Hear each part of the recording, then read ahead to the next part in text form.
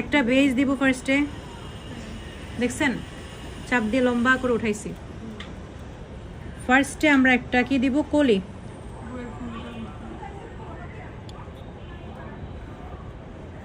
এটা কলির মতো দিলাম। কিভাবে? এক হাত দিয়ে ঘুরায় নিচে নামাই দিছি। তারপরে এবার পাপড়ি দিব। আর বেস চিকন হয়ে গেলে বেসটাকে একটু মোটা করে নিয়েন। হ্যাঁ,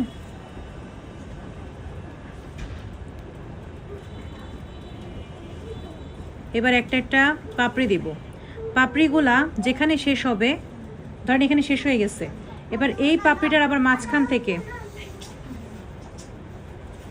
এই পাপড়িটার মাঝখান থেকে আবার পাপড়ি দিব। আবার আগের পাপড়িটার মাঝখান থেকে আরেকটা পাপড়ি দিব।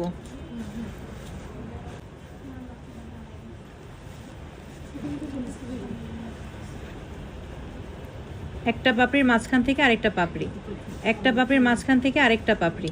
ঠিক আছে? এভাবে করে আমরা ফুলটাকে বড় করব।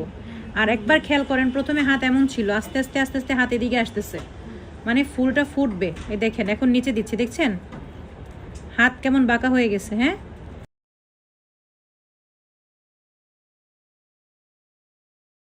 এই যে দেখছেন।